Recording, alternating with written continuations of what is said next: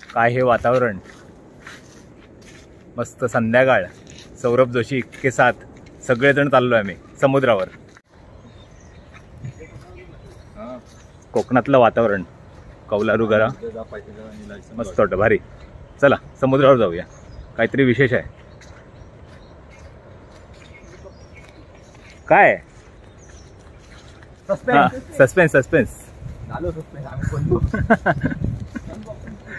माझी कात्री कुठे लागेल ना सौरभ सांगू शकत नाही तू. सगळी कात्री सौरभ जोशीचे सीन पुण्याच्या व्हिडिओतून कट. सौरभ पुण्याचा व्हिडिओ झाला, लाखाच्या आसपास आलाय. आज मला वाटतं 1 लाख व्ह्यूज घेणार.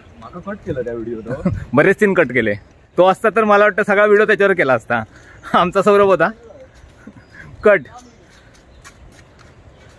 बघा ना वातावरण मस्तच मस्त, सगळे हिरवगार हिरवगार. आजी बसली आहे. आजी कशी आहेस? बरी आहे ना?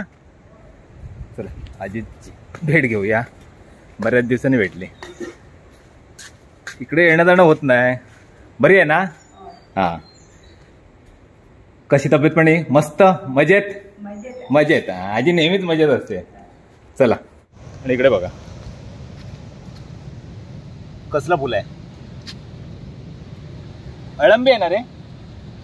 काय आहे ते? विषारी असतं.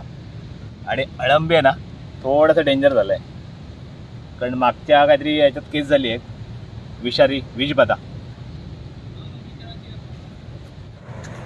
आणि आलोय बीचवर.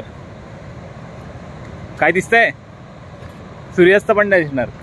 तो बघा तो बघा, तिकडून शूट करतोय सगळ्यात आधी. काय आहे? हा भारी भारी. बोट आली बोट.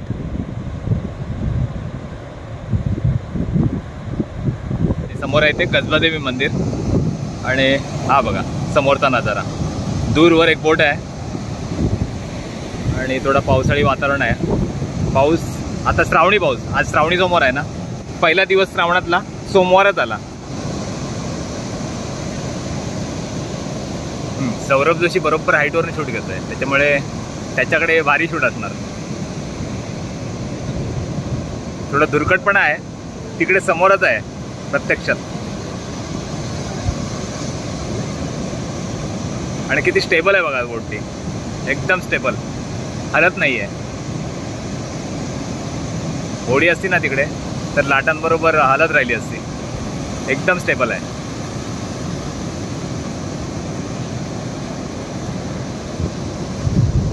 इकडे आपलं कसबादेवी मंदिर.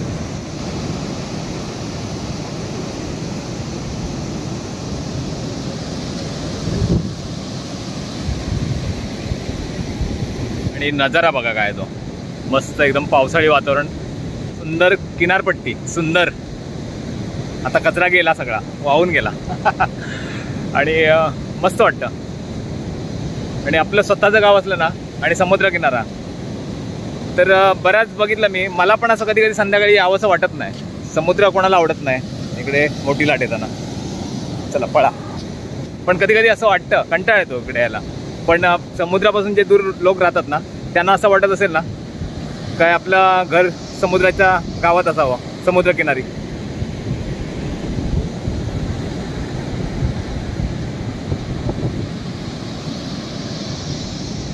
चला आता जायची वेळ झाली. फिरलो भरपूर, बोट पण बघितली. आणि लहानपणीची आठवण, 2 बोटी होत्या. एक मला वाटतं कोकण सेवक आणि दुसऱ्या बोटीचं नाव विसरलो. कोकणवरनंच होतं. आय थिंक मुंबईपासून इकडे यायला 40 रुपये घ्यायचे देवगड बंदरात. पण देवगड बंदरात ती बोट यायची नाही. ती बोट यायची ती बाहेर उभी राहायची आतमध्ये आणि तिकडून पडावाने 15कडे आणलं जायचं. तेवढं पण आठवतंय मला. आणि 2 वेळा आलेलो आहे बोटीने गावी. हां चला जायची, बोलवत आहेत, जायची वेळ झाली. आठवणी सांगत राहिलो ना तर वेळ कधी निघून जाईल समजणार नाही. चला.